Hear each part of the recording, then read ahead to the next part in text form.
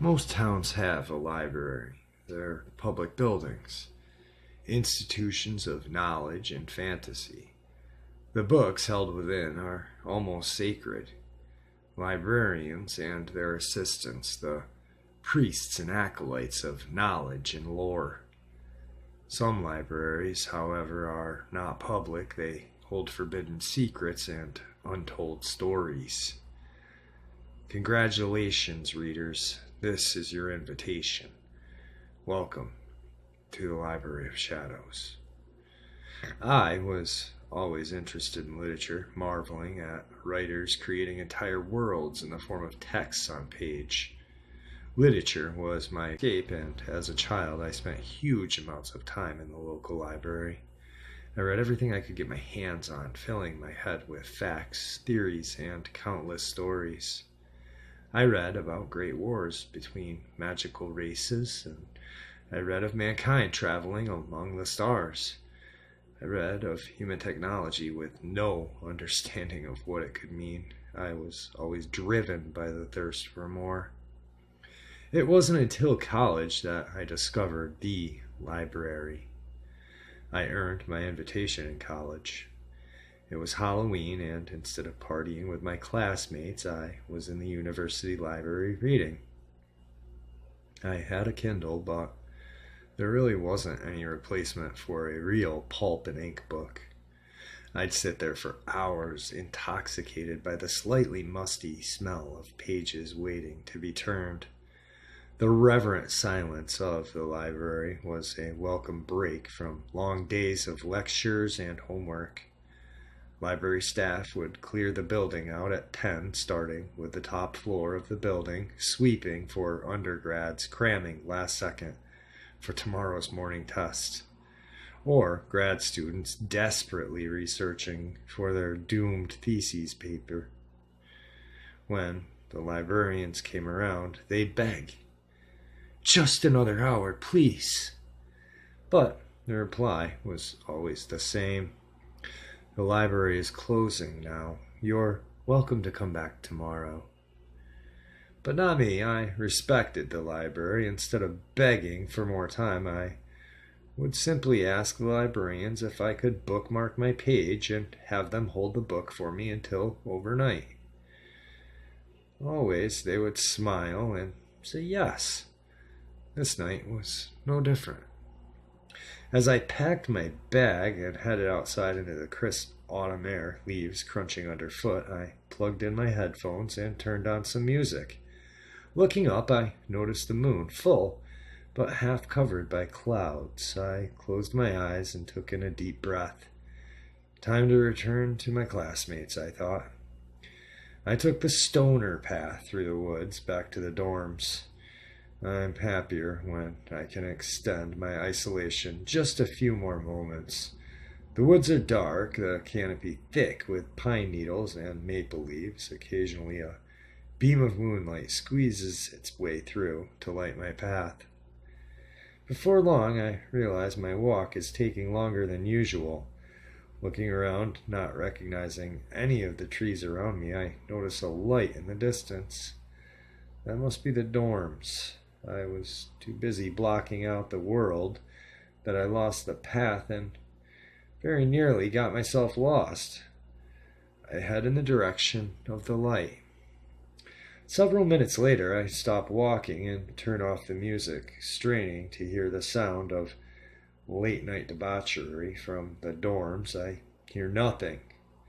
The light is closer, but I realize I'm lost. This part of the woods is eerily silent, and the moon no longer penetrates the dense tree cover. I'm completely and utterly alone. Still, I walk towards the light. Knowing how to make it back to campus, I check my watch. 10:45. It's getting late. Finally, I'm able to make out the shape of a building. It's 3 stories tall, with worn steps leading up to 5 arches. Behind them is a single caged light over the set of tall double doors made of a smooth dark wood and held together with 2-inch thick iron bands. It looks heavy and hangs on sturdy-looking hinges. There's an iron knocker on each door in the shape of a snarling dragon's head. I raise my hand and knock 3 times. The sound of metal on wood is loud and hollow. I hear it echo behind the door. No one answers. As I'm about to give up, the doors open inward soundlessly. My hair stands on end. Before me lies an empty hallway with a large circular desk illuminated by a single hanging light. I can just about make out the shape of a person sitting at the desk. I call out tentatively, "Hello?"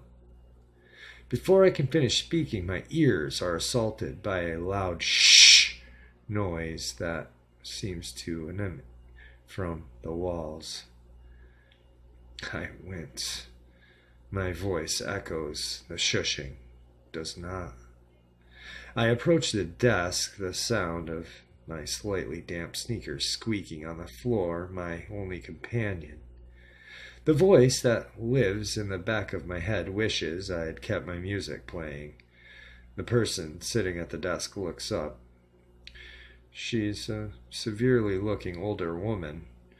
Her hair gray, pulled back into a tight bun. She's wearing silver-rimmed half-moon glasses on a fine silver chain. "Can I help you?" She sounds annoyed, as if my presence has interrupted a more important task. I manage to stammer. "Yes, I think I'm lost. How do I get back to campus?" Her expression shifts to amused. "Oh, it's your first time, I see." I'm shaking. I realize the air around me is cold enough that I can see my breath. The receptionist makes note in a ledger I can't see. "Welcome to the Library of Shadows." The words hang in the air for a moment. The what? I just really need to get back to campus. Is there a phone here? Do you even know where here is? I check my watch again. 11:15. Shit. Sensing movement behind me, I look over my shoulder and catch a glimpse of the door shutting. My heart starts racing. A soft diffuse light rises behind the desk, exposing the back of the building. Immediately behind the receptionist's desk, a grand staircase made of stone and carpeted in a deep purple carpet, trimmed with silver, raises 15 feet high to a second-floor landing. Behind that, row upon row of bookshelves stand tall, filled with books. Hooded figures meander between the shelves in silence. Some are pushing carts filled with books to be returned to the shelves, others browsing the shelves. 1 or 2 are sitting, propped against the bookshelf, reading. A warmth begins to radiate throughout my body, starting in my chest. I feel like I've been welcomed home. The receptionist speaks again, a softer voice this time. She repeats herself. "Welcome to the Library of Shadows." She hands me a black metal card with silver text on it. It reads, "Welcome to the Library of Shadows." On the back is a silver book icon with a circle on the cover. "This is your library card. Anytime you need the library, go for a walk and place your thumb in the circle. Feel free to explore, but be careful in the basement. Remember, the library is always hungry."